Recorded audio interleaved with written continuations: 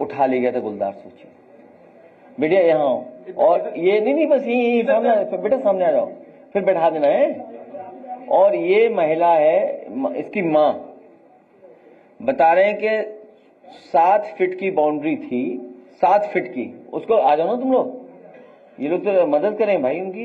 आ जाओ राजेश, हाँ खड़े जाओ। ये जो परिवार है ये है बहा विधानसभा का, यमुना के किनारे इनका गांव है। इस क्षेत्र में गुलदार या इस तरह के जानवर कभी दिखाई नहीं देते थे। उसी क्षेत्र में रिवाइंस में लाइन सफारी और एनिमल सफारी बनी है। ये पहली बार घटना हो रही है कि गुलदार खुला घूम रहे हैं, और पहली घटना नहीं है, इससे पहले भी कई हुई हैं। कई गुलदार उधर घूम रहे थे, और मगरमच्छ या वो दूसरा जो बोलते हैं घड़ियाल, दोनों इलाके में है। कई बार अटैक करते हैं लोगों पर, और सरकार को पता है। ये तो घटना जब हुई और मैंने जब पढ़ा अखबार में कि इस तरीके से एक मां ने अपनी बच्ची को गुलदार के मुंह से छीन लिया, तो जैसे ही मुझे ये जानकारी मिली मैंने अपनी पार्टी के नेताओं से संपर्क किया। जब बातचीत हुई तो इसका इलाज आगरा में भेज दिया उन्होंने, आगरा। और आगरा में जब इलाज नहीं हुआ तो उन्होंने इस परिवार को रेफर कर दिया सैफई। जिस समय सैफई की मुझे जानकारी मिली तो मैंने अपने घर में जो काम करते हैं उन लोगों को भेजा, इस परिवार से मिले, पूरा इलाज कराया, और उसी समय थोड़ी सी इनकी आर्थिक मदद भी की। जब ये सूचना पता लगी सरकार को तो वन विभाग भागा गया और 25,000 रुपए फिर दे दिया इनको, मदद की। फिर हमने अपनी पार्टी से, अपने नेताओं से, सबसे मिलकर के 50,000 की और मदद की। आज जो सरकार की जिम्मेदारी है वो सरकार ने निभा। अब छोटे बच्चे हैं, इसी तरह उस गांव में कई छिरियां उठा ले गया। कितनी छिरियां चली गई? 3 छिरियां उठा ले गई। अब कोई पूछे छिरियां क्या है? बकरी। तो बकरियों को उठा ले गया, बताइए आप। इस तरह सुरक्षित कोई नहीं है। बैठ जाओ, बैठो। मैं धन्यवाद देता हूं ऐसी बहादुर मां को, बधाई देता हूं जिसने अपनी बच्ची को बचा लिया, अपनी जान पे खेल करके। सोचिए आप। तो ये पशुओं का और इस तरह का अटैक, गहरा संकट और समस्याएं कई तरह से पैदा हो रही हैं। और जो सरकारी आंकड़ा विभाग का है, विभाग का आंकड़ा तो जानते हो कैसा बनता होगा, पूरे आंकड़े, पूरे नंबर देते नहीं है वो आंकड़े में। जैसे इस वन विभाग का आंकड़ा होगा, मुझे करेक्ट कर देना अगर मैं गलत हूं तो, लगभग 200 करोड़ पेड़ लगा चुके हैं ये लोग। वन विभाग पिछले 9 साल में लगभग 200 करोड़ पेड़ लगा चुके हैं। 200 करोड़, पता नहीं डालियां लगाई हैं क्या लगाया है इन्होंने, 200 करोड़ पेड़ लगाए हैं। तो इसी तरह जो आंकड़ा जब से इनकी सरकार आई है, अब आप देखिए,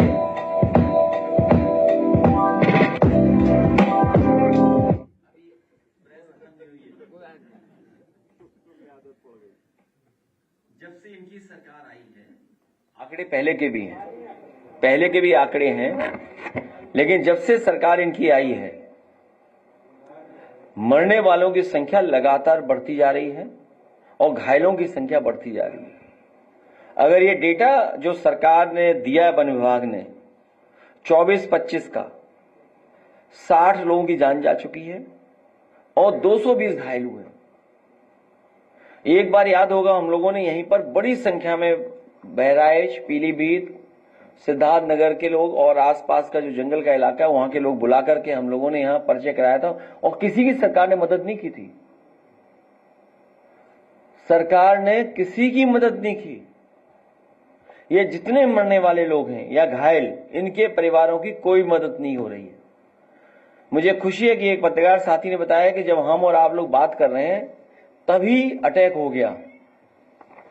और जो सूची मिलती है हमें जान जाने वालों की, अब आप देखिए, हम तो अखबार पे ही डिपेंड करेंगे। सरकार को आपका बजट काट दिया अगर अखबार का नाम पढ़ दें तो। गुलदार ने 14 दिन में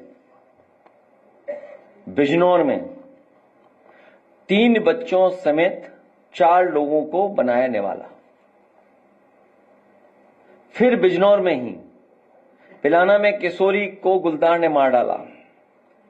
बहराइच में तेंदुए ने महिला पर किया हमला, पीलीभीत तेंदुए के हमले में महिला घायल, लखीमपुर तेंदुए ने हमला कर 2 लोगों को किया जख्मी, फिर पीलीभीत सिंचाई के लिए गए दाएं किसान को बाघ ने मार डाला।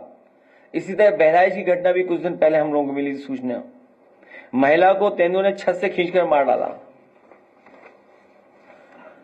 खेत में किसान पर बाघ ने किया हमला, तेंदुए ने एक ही परिवार के 3 लोगों पर किया हमला, संभल तक पहुंच गया। बताइए आप, 3 किसानों पर तेंदुओं का हमला। अमेठी तेंदुए ने 3 लोगों को किया घायल, और लखनऊ की खबरें आपको पता ही है। खेत में किसान पर बाघ ने किया हमला। इसी तरह पूरी बड़ी पैमाने पे हमारे पास सूचना और जानकारी है ये, जिसमें घायल लोग हैं, जान गई है, और सब गरीब हैं। ज्यादातर ये लोग जिनकी जान गई है, जिनके परिवार के लोग घायल हुए हैं, वो सब पीड़ित परिवार के लोग हैं, पीड़ित हैं, दुखी हैं और अपमानित हो रहे हैं बड़ी संख्या में, और सरकार इसीलिए इनकी मदद नहीं कर रही है। और समस्या का कारण क्या है? जंगलों के अंदर जंगली जानवरों के पास भोजन, पानी, आश्रय का संकट गहरा गया है। किसान अपना खेत बचाने के लिए तार लगाए बैठा है। इन तमाम जानवरों से सबसे ज्यादा नुकसान हमारे किसान और खेतीबाड़ी का है। कितने डर में, कितने भय में जाकर के वो खेती करता है। मजदूरों पे हमला हो जाता है, उनके परिवार के लोगों पे हमला हो जाता है। खेतों में घूमने वाले तेंदुए, बाघ का किसानों पर हिंसक हमला करने की दुर्घटनाएं लगातार भारतीय जनता पार्टी की सरकार में बढ़ रही हैं। जंगली जानवरों का गांव बस्तियों में आना और भोजन के रूप में पालतू पशुओं और इंसानों को उठाकर ले जाना, हमारी राजधानी भी सुरक्षित नहीं रही है, जहां पर कई घटनाएं सुनने को मिली और आसपास ऐसी घटनाएं हुई हैं। झुंड में रहने वाले जानवरों या अन्य पशुओं द्वारा खड़ी फसलों को नुकसान पहुंचाना, बड़े पैमाने पर हमारे किसानों को अपने खेती बाड़ी की रखवाली के लिए तार लगाने पड़ रहे हैं, लेकिन उसके बावजूद भी फसलों का नुकसान बड़े पैमाने पर हो रहा है, और उन फसलों के नुकसान की भरपाई भी सरकार या मदद भी नहीं कर रही कहीं भी। फसलों की रक्षा के लिए लगाए गए बिजली के बाड़ों से घायल होकर जानवरों का हिंसक होकर हमला करना भी एक वजह बन रहा है। शहरी इलाकों में छुट्टा पशुआ, खासतौर से सांड के हमले बढ़ रहे हैं। ये शहरों में सांड कहां से आ गए? और इधर खबरें सुनने को मिल रही हैं, सांडों को सीढ़ियां चढ़ने का और मंजिल पे ऊपर जाने का कंपटीशन चल रहा है बीजेपी की सरकारों में। सुना है कि राजस्थान का सांड 60 फीट की टंकी पे चढ़ गया। अब उत्तर प्रदेश का सांड कब चढ़ेगा, वो कंपटीशन डबल इंजन का है। शहरी इलाकों में छुट्टा पशु, खासतौर सांड के हमले हो रहे हैं। लखनऊ में ही सोचिए आप, वो वीडियो आपने सबने देखा है किस तरीके से हमला हुआ। अभी कानपुर में हुआ, कल कानपुर का वीडियो आया कि जहां पर एक बुजुर्ग जा रहे उसे हमला कर दिया सांड ने। सड़क पर हमला करने वाले या काटने वाले छोटे पशुओं को पशु प्रेमियों द्वारा खाना पानी दिए जाने पर पशु विरोधियों से भी उनका झगड़ा होना शुरू हो गया है। सोसाइटी में पेट एनिमल के कारण 2 गुटों में बंटकर सोसाइटी में वातावरण का खराब होना भी शुरू हो गया है। एक तरफ पेट एनिमल प्रेमी और दूसरी तरफ सोसाइटी के लोग जो नाराज होते हैं वो बंटकर खड़े हो गए हैं। सरकार के उच्चतम स्तर से समस्या के समाधान के झूठे वादे किए जाना। जब भी हम लोग इन सवालों को उठाते हैं, सरकार एक झूठ लेकर के आ जाती है कि इस समस्या का जल्दी समाधान करेंगे। और छुट्टा जानवर, अन्ना पशुओं को समस्या के समाधान के लिए उत्तर प्रदेश की सरकार ने प्रधानमंत्री जी से भी आश्वासन दिलवा दिया था। सोचिए, देश के प्रधानमंत्री जी से आश्वासन दिलवाना और उसके बाद सरकार को नाकाम करना। सोचिए डबल इंजन क्या कर रहे हैं आखिरकार। गौशाला जैसे पावन कार्य में घोर भ्रष्टाचार होना, ये इतना पवित्र काम है, इतना धार्मिक काम है, इस काम में भी भारतीय जनता पार्टी के लोग भ्रष्टाचार कर रहे हैं। सुनने में आ रहा है दूध निकाल के बेच देते हैं, गोबर निकाल करके बेच देते हैं, और जो चारा आ रहा है उसमें भी खेल कर रहे हैं, भ्रष्टाचार कर रहे हैं, जिसका परिणाम यह है कि गौशाला में भी बड़े पैमाने पे गाय माता की जान जा रही है। गौशाला में भी सुरक्षित नहीं है कोई, और जेसीबी मशीन से खोद करके वहीं दफना दिया जा रहा है, गाड़ दिया जा रहा है। अगर कोई बात और कहें तो उन्हें वो सुगंध और दुर्गंध की बात आने लगती है। सबसे महत्वपूर्ण यह है कि शासन प्रशासन ने और शासन प्रशासन के स्तर पर इस समस्या को समझते हुए समस्या को निपटने के लिए आईएएसओं की दिखावटी नियुक्ति हुई थी। बड़े बड़े आईएएस जो बहुत सूझबूझ रखते हैं, जानकार हैं, समझदार हैं, उनको जिम्मेदारी दी गई थी छुट्टा जानवरों को और छुट्टा जानवरों से रखरखाव और बचाव कैसे किया जाए, क्योंकि सरकार के पास समाधान नहीं है। तो विपक्ष के नाते हम लोग कई बार अखबार भी पढ़ते हैं, सुझाव भी मिलते हैं हम लोगों को। पर्यावरण एक बड़ा विषय बन गया और जानवरों का, खुला जानवरों का बड़ा इशू बनता चला जा रहा है। अब इनके तमाम भारतीय जनता पार्टी के लोग जो भ्रष्टाचार में शामिल हैं, वन कटाई के गोरख धंधे को बंद करके वन क्षेत्र को बचाना। अब वन क्षेत्र कैसे बचे इन गोरख धंधा करने वालों से? वन क्षेत्र बचेगा तो जानवरों को सुरक्षित जगह मिलेगी। वनीकरण, एफॉरेस्टेशन करने, वन कटाई की क्षतिपूर्ति करना। ये जो 200 करोड़ पेड़ लगाए हैं, इसका बजट तो साफ कर दिया है। जैसे मां गंगा नदियों को साफ करने का इन्होंने आश्वासन तो दिया, बजट तो आया, लेकिन अंततः बजट साफ हो गया, नदियां साफ नहीं हुई। इसी तरह लगातार पेड़ काटे जा रहे हैं, पेड़ लगाने वाले पैसे से भी बड़े पैमाने घोटाला हो रहा है। वन संपदा पर कॉर्पोरेट के साथ मिलकर सरकार का दुरुपयोग बंद होना चाहिए, बंद करना चाहिए। बड़े बड़े कॉर्पोरेट घराने हमारे आदिवासी भाइयों के अधिकार, जल जंगल जमीन वाले मामले को लेकर भी अनदेखी कर रही है, जिन्हें अधिकार मिले कॉन्स्टिट्यूशन से। तो ये जो वन संपदा है वो भी दूसरों के हाथ में दिया है। उसके बाद उसकी वजह से देख रहे हैं हम लोग, उत्तराखंड हो, हिमाचल हो, जम्मू कश्मीर हो, और परिणाम देखिए पंजाब में क्या हुआ, कितने बड़ा पैमाने पे नुकसान हो गया। अभी कल ही न्यूज देख रहे थे, चमोली के आसपास जो बादल फटे हैं, कई परिवार पूरे बह गए। गांव था के बने थे कुछ घर, कुछ पता नहीं वहां पर। इसी तरह बड़े पैमाने पर जो पर्यावरण का नुकसान पहुंचाया। हिमालय बचाने की बात जो समाजवादियों ने सबसे पहले कही, लोहिया जी ने कहा, नेताजी ने कहा, हम लोग लगातार करते रहे, कहते रहे, उन हिमालयों को बचाया नहीं जा रहा। उसमें डायनेमाइट लगा करके सड़कें बनाई जा रही हैं, प्रोजेक्ट बनाए जा रहे हैं बड़े बड़े, अपने लोगों को लाभ पहुंचाने के लिए। जंगलों में प्राकृतिक पानी को बचाने बनाए रखने के लिए उपाय करना कि आखिरकार कैसे बचेगा ये। आदिवासियों से सबके साथ रहने का अच्छा सबक सीखना चाहिए। कम से कम उनके बीच रह करके किस तरीके से वो रहता है, उनका जीवन यापन क्या है, उससे जुड़ करके रहने का रास्ता और हम लोगों को सीखना चाहिए। वन रक्षकों को विशेष प्रशिक्षण देना चाहिए। जंगल की जमीन को सत्ता समर्थित भूमाफियाओं से बचाना, न केवल जंगल को बचाना है बल्कि तालाबों को भी बचाना है। जब से भारतीय जनता पार्टी आई है, लखनऊ के सब तालाब पे बिल्डिंगें बन गई हैं।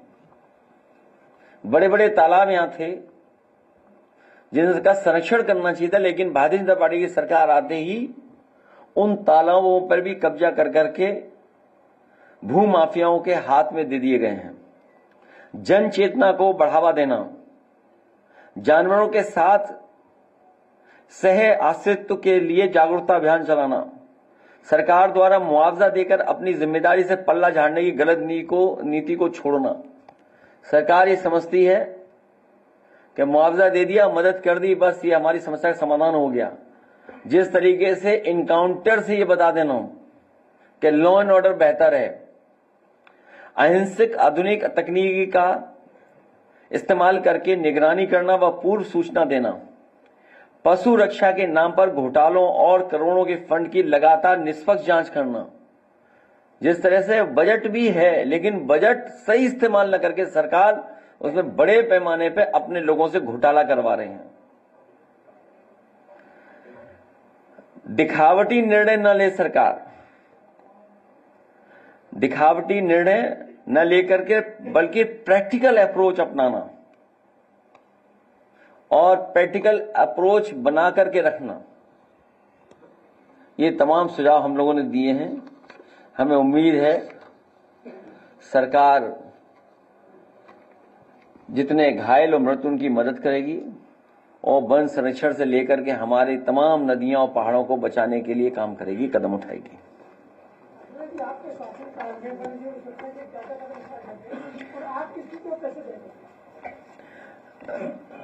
उस समय के भी आंकड़े हैं, लेकिन इतनी जान नहीं जाती थी। वन विभाग काम कर रहा था, इस समय सरकार का वन विभाग लूट रहा है, उनके अधिकारी मिलकर के लूट रहे हैं, गोरख धंधा चल रहा है। पेड़ काटने से लेकर के सभी बजट का गोरख धंधा चल रहा है और जो अच्छे काम भी हो रहे थे वो बंद कर दिए जा रहे हैं। बड़ा घोटाला सामने आया है, जो है जब आपकी सरकार थी तो मीडिया ने 56 का बड़ा एजेंडा तय किया था, इस पर आप क्या कहेंगे? 9 साल में अगर आप देखोगे नियुक्तियों में बड़े पैमाने पर घोटाले हुए हैं और समय समय पर घोटाले सामने आए हैं। सरकार खुद शामिल है घोटालों में। वाइस चांसलर का अपॉइंटमेंट हो, वाइस चांसलर के माध्यम से अपॉइंटमेंट हो, एक लंबी सूची है जहां बड़े पैमाने पर भेदभाव पीडीए परिवार के सामने हो रहा है, पीडीए लोगों के सामने हो रहा है। मुख्यमंत्री जी का तो एक बयान आ रहा है कि आजादी से लेकर 2017 तक पुलिस भर्ती में जो महिलाएं 10,000 भर्ती हुई, लेकिन हमारी सरकार जब से आई है 44,000 महिलाओं को भर्ती करा दी और 66,000 महिलाएं के लिए और भर्ती होने के लिए। तुम इधर उधर की बातें क्यों कर रहे हो? आज मुद्दा वो है।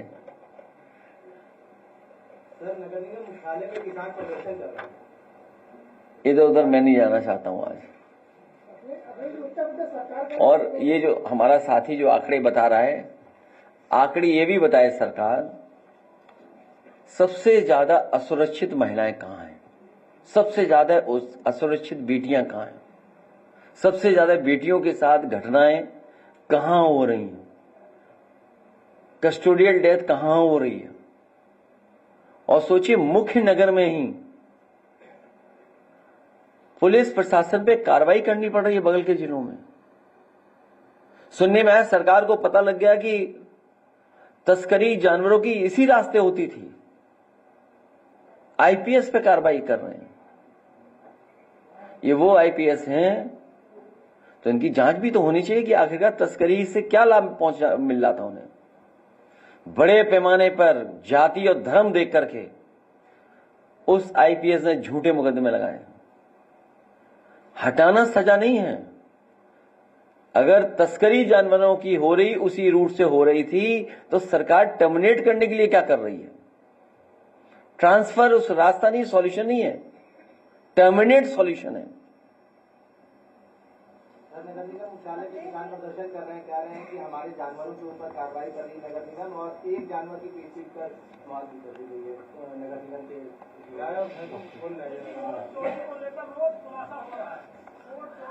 सरकार के पास 9 साल में कोई इंतजाम नहीं किया, कोई पॉलिसी नहीं बना पाई। केवल गरीबों को परेशान करने के लिए इनके पास कई प्रोग्राम और कार्यक्रम हैं। आखिरकार नगर निगम में ही, अब मुझे नहीं पता, हाँ वो नगर निगम में आ गया वो हिस्सा भी, इन्हीं की सरकार में नगर विकास मंत्री जी जो थे, और इन्हीं की सरकार में यह फैसला लिया गया कि 3-4 हजार भैंसें जो शहर की हैं वो इस इलाके में पहुंच जाएंगी। अब वो हिस्सा नगर निगम का है। तो क्या प्लानिंग थी आपकी? आपने क्या दिया जानवरों को लिए? आपने इंतजाम क्या किया नगर निगम में? क्या कोई पॉलिसी है आपके पास? क्या सुविधा दे रहे हो उनको, गरीबों को?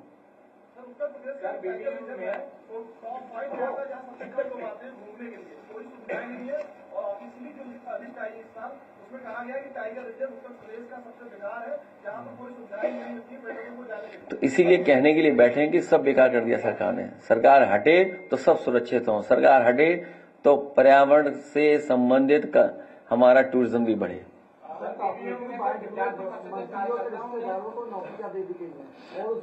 यही भारतीय जनता पार्टी का भाई भतीजावाद है, यही भारतीय जनता पार्टी का परिवारवाद है। ये आपको हमको डराते हैं मीडिया के माध्यम से और खुद परिवारवाद करते हैं। तो सोचिए कितना बड़ा घोटाला किया है इन्होंने। ये बहुत घोटालेबाज लोग हैं। जब बीजेपी जाएगी तब न्याय मिलेगा।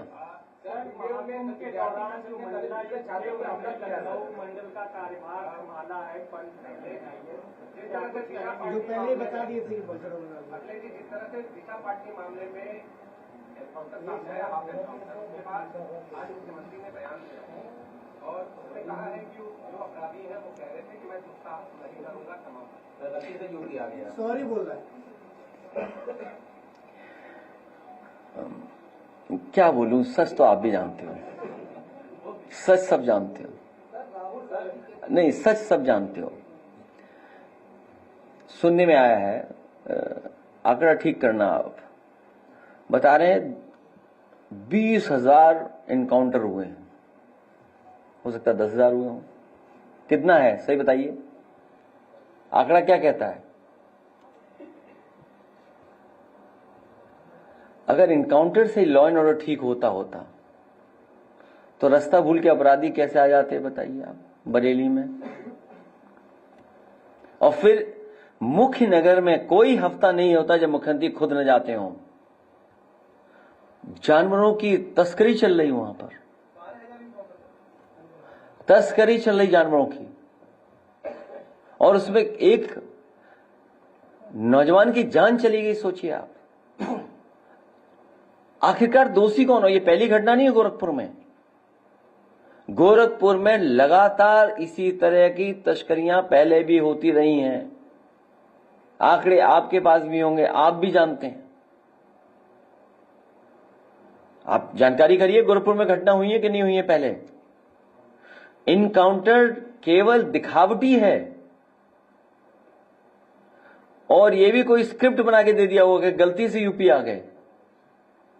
मैंने सुना नहीं जो आप कह रहे हो, मैंने खुद नहीं सुना, वो तो मैं आपके माध्यम से वो बात कह रहा हूं।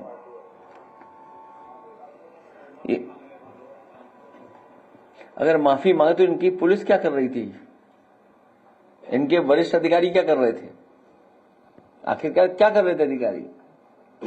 कि अपराधी यहां घूम रहे उत्तर प्रदेश में।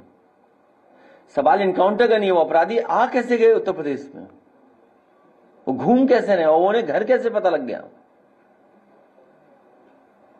इसका रेकी की होगी उन्होंने।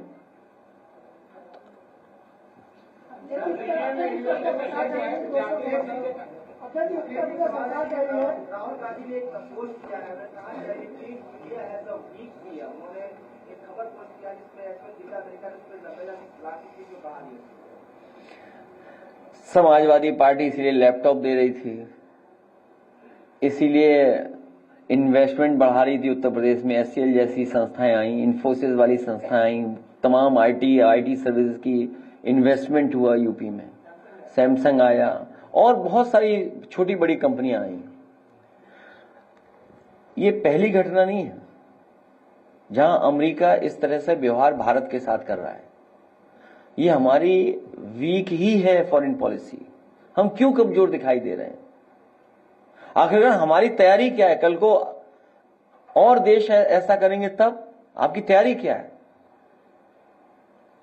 WTO के बाद जो गलतियां हुई वो लगातार होती जा रही, जिसकी वजह से हमारे देश में जो आर्थिक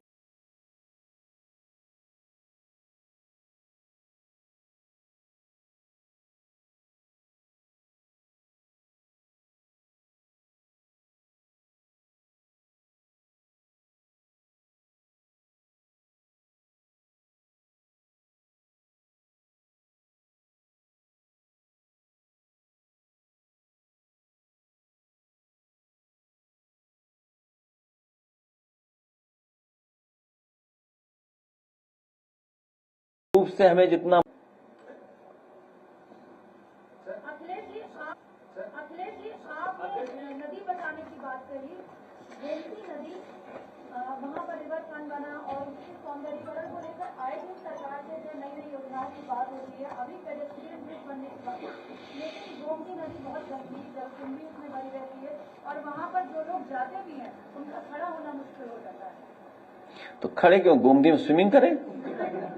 गोमती में तो पानी है ना, और सरकार को सबसे पहले स्विमिंग करनी चाहिए, उनके लोगों को आकर के स्विमिंग करनी चाहिए। इनके मंत्री और लोगों को स्विमिंग करनी चाहिए।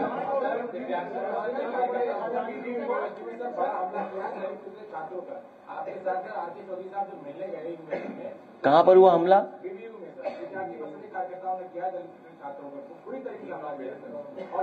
आज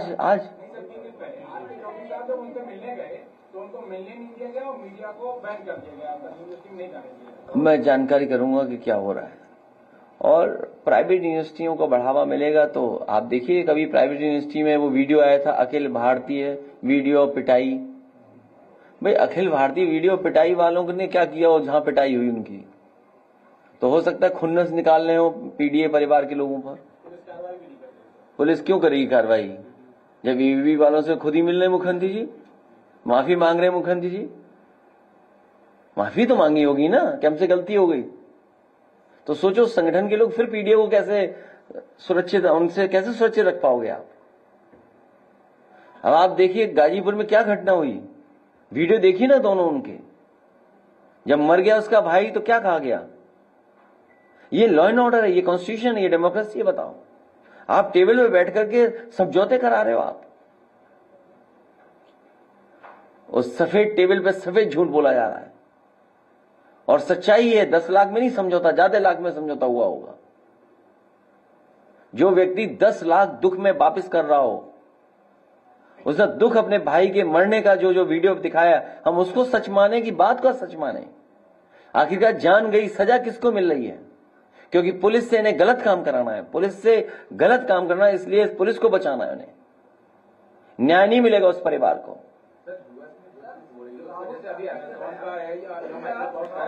इतने लोग एक साथ पकड़ा, RSS and the Indian state itself, ये राहुल गांधी का एक बयान क्या है?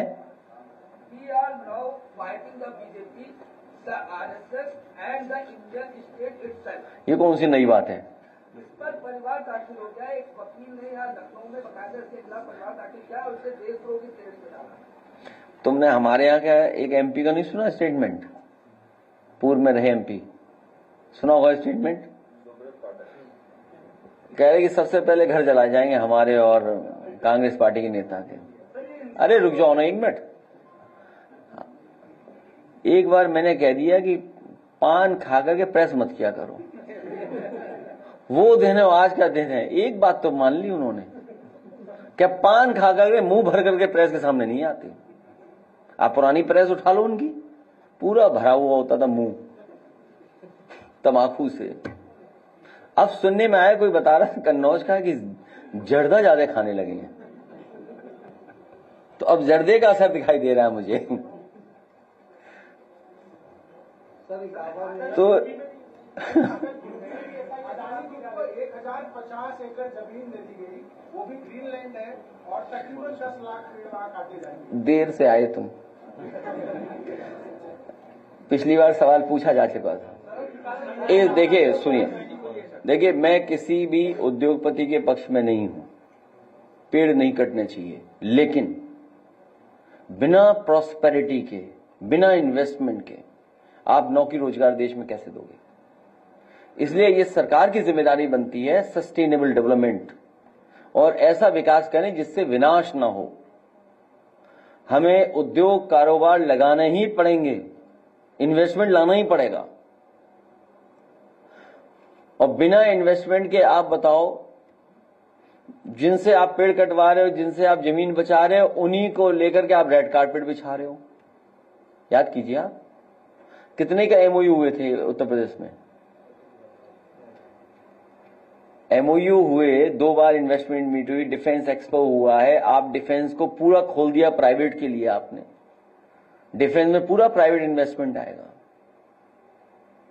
तो अब रास्ता क्या है? हम तो चाहेंगे, रिलायंस का इलाका हमारा बहुत खाली पड़ा हुआ है, चंबल यमुना के बीच में हजारों एकड़ जमीन खाली है, वहां पर कारखाने लगने चाहिए, पेड़ नहीं कटने चाहिए, और रिलायंस की जमीन खूब खाली पड़ी हुई है।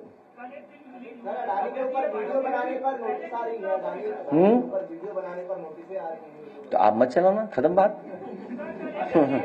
हाँ, वो कहा किसने है कि खाओ दिखाओ।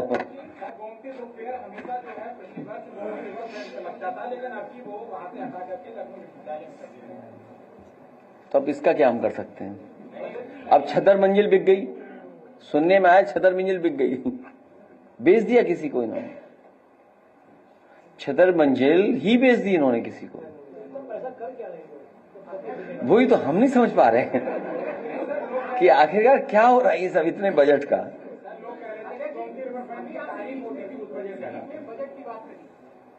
आजमगढ़ की अगर बात करें तो एक जगह ऐसा भी है, न्यू कॉलोनी, जहाँ के मेरे पास सारे प्रूफ भी हैं, वहाँ मेरा रिपोर्टर भी गया है।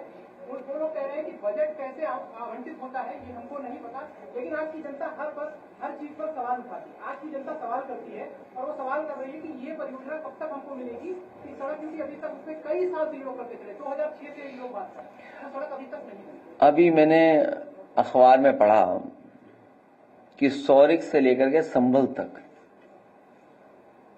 एक एक्सप्रेसवे बनने जा रहा है। बताओ, चली चला की बेला में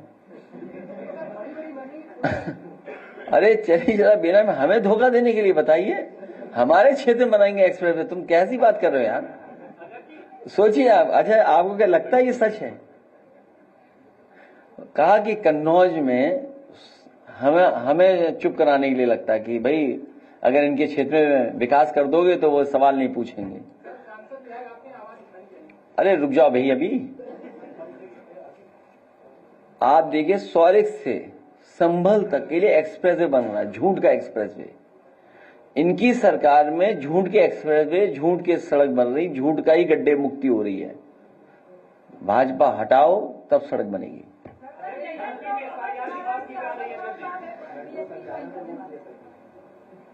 हैं? नाम ही लल्लन टॉप है। आपने फिल्म नहीं देखी कोई? लेटेस्ट फिल्म नहीं देखी कोई? आप लोग जाइए फिल्म देखो, कम से कम मुनाफा तो हो, नहीं तो घाटे में चली जाएगी फिल्म।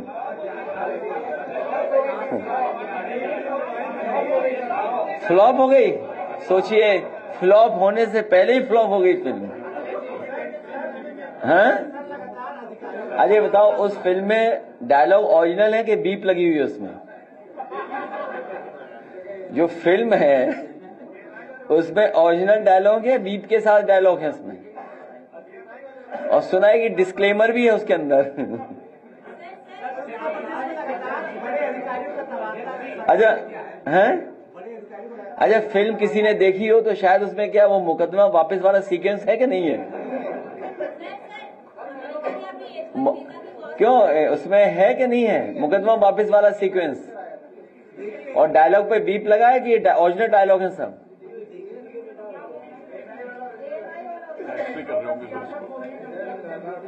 अच्छा, उसमें क्या कार पलटने वाला एक्शन है कि नहीं है?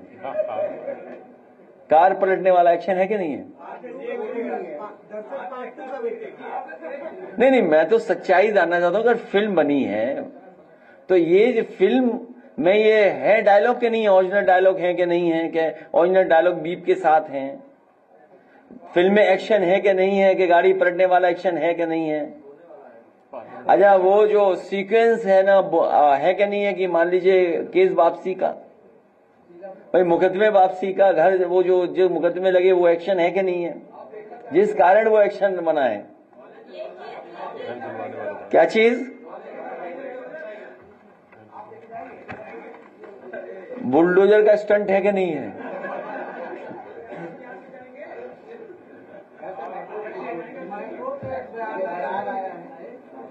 हैं? अच्छा, उसमें क्या आपस की लड़ाई का क्लाइमेक्स वगैरह है? कुछ नहीं। उसमें डिप्टी सीएम के पर्दे के पीछे वाले डायलॉग हैं? क्या चीज? तो जगह जगह वार्निंग डाली गई है कि नहीं? भाई जगह जगह वार्निंग भी तो डालनी पड़ेगी।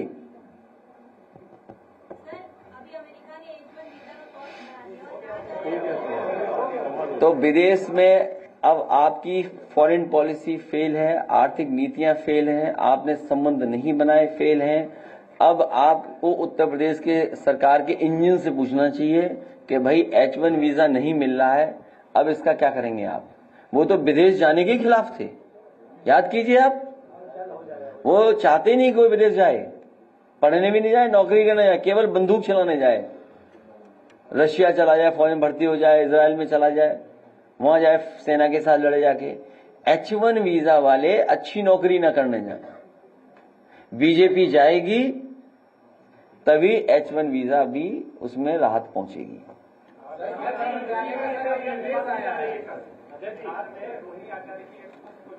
नहीं, मैंने पढ़ा नहीं, जाने वाले।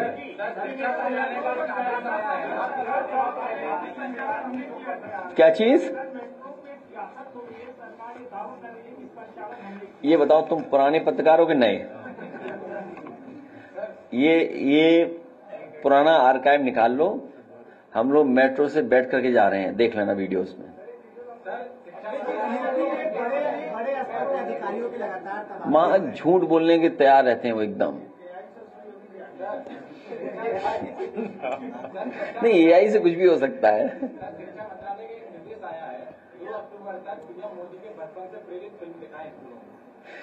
डबल इंजन का एक्शन है ये। नहीं, ये हम नहीं पूछते। नहीं, ये नहीं है। अब छोड़िए।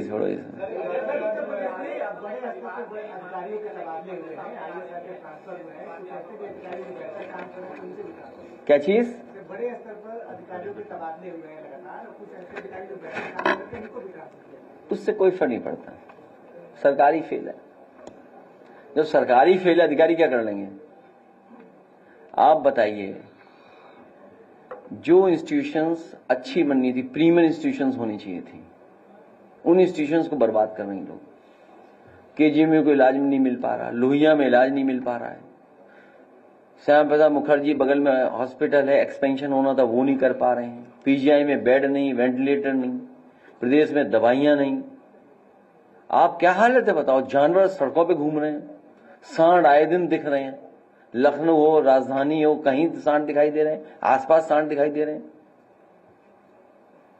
तो हर जगह जानवर घूम रहे हैं, एक्सीडेंट से जान जा रही है, किसान को आय दोगुनी नहीं, महंगाई लगातार बढ़ती चली जा रही है। इस GST के कम होने से जो मुनाफा कमाया, क्या मुनाफा की राहत पहुंचाओगे आप? कंपनसेट कैसे करोगे आप? इतने साल तो आपने मुनाफा कमाया और मुनाफा कमाने दिया। इसका मतलब जनता तो समझ गई ना कि आप GST का जो था पहले ज्यादा ले रहे थे, अब कम ले रहे हो।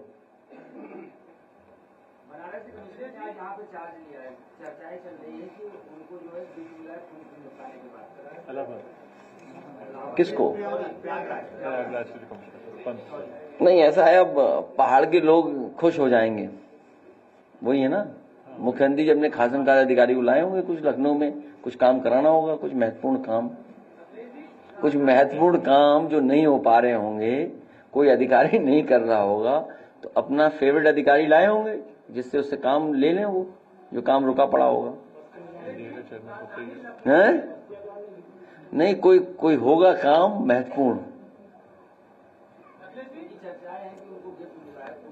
तो तो मैं क्या कह रहा हूं भाई, तुम्हारी बात से ही अपनी बात को जोड़ रहा हूं कि अगर आप गिफ्ट बोल रहे हो, लखनऊ में नाले में बच्चे का दूसरा हाथ था, जो पहले यहाँ सदर में गए होते थे, दूसरा हाथ सदर में, उसको बच्चे को ढूंढने का कार्य जांच द्वारा किया था। अभी तक न बच्चे के परिवार को मुआवजा मिला है, जबकि वहाँ पे जो बाढ़ कुछ दीवार बनी है, दीवार नहीं बनी होती, PWD की लापरवाही से वो बच्चा था। बहुत दुखद है कि लखनऊ राजधानी में भी ऐसी घटनाएं हो रही हैं, जहां सीवर में, नाले में या इस तरीके से गड्ढे में गिरने से बड़े बुजुर्ग की, बच्चों की जान जा रही है। तो किस बात के लिए स्मार्ट सिटी है, किस बात के लिए PWD का बजट है, किस बात के लिए नगर निगम का बजट है? ये लगातार विकास कार्य नहीं कर रहे हैं, लूट का कार्य कर रहे हैं, और उसका परिणाम यह है कि कोई भी व्यवस्था सही नहीं चला रहे हैं, कोई चीज व्यवस्थित नहीं है। किससे कहोगे या किससे सुनवाई होगी आपकी? सोचिए आप, कोई सुनवाई है सरकार में? और मदद में ही भेदभाव है। अगर बीजेपी के लोग हैं, दबाव बना लेंगे तो उनकी मदद ज्यादा हो जाएगी। सामान्य व्यक्ति आवाज नहीं उठेगी तो उसकी कोई मदद नहीं होगी। ये क्या भेदभाव है?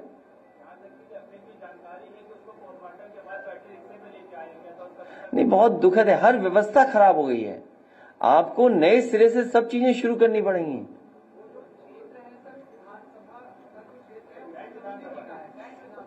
उनकी कौन सुन रहा है?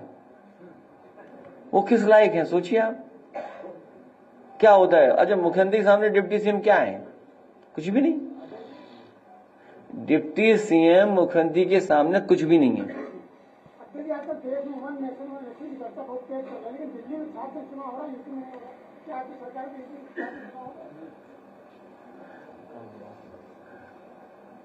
अभी सब बधाई दे रहे हैं ABVP को, पता नहीं बधाई किस मुंह दे रहे हैं। अब दिल्ली वाले जाने के यूपी में ABVP का हाल क्या है। वीडियो देखेंगे तो शायद दिल्ली वाले अपने ABVP वालों को मनाने और सम्मान में यहां भी आएंगे। मुझे उम्मीद है कि ABVP वाले, दिल्ली वाले लखनऊ में भी चुनाव कराएंगे। आपकी पार्टी का राजनीति बाहर बहुत सारे पोस्टर लगे रहते हैं SIR को लेकर, यूपी में भी SIR की बात की जा रही है। हम लोग उसकी तैयारी कर रहे हैं। SIR रुकेगी नहीं, वोटर लिस्ट नई बन रही है। हमारे पॉलिटिकल वर्कर्स को हम लोग लगातार बता रहे हैं, समझा रहे हैं कि आगे SIR होनी है, उसकी तैयारी करिए। आप BLA बनाइए, BLO से संपर्क करके रखना, उनको ट्रेनिंग देना। इलेक्शन कमीशन ट्रेनिंग देगा, हम लोग भी ट्रेनिंग अपने माध्यम से देंगे उनको। बीजेपी भी सर अपने स्तर से SIR की तैयारी कर रही है। तो करे, बीजेपी के लिए तो चुनाव आयोग, जुगाड़ आयोग है उनका खुद ही आयोग है।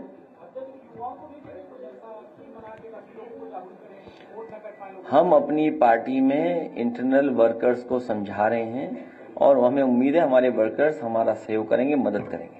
रोजगार मेला लगाएगा उसी दिन गुजरात के बारिश होगी। आज रोजगार मेला है, 2 दिन पहले।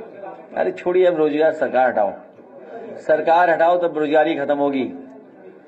गाना अभी रुक जाइए। अरे भाई आइए गाना लॉन्च।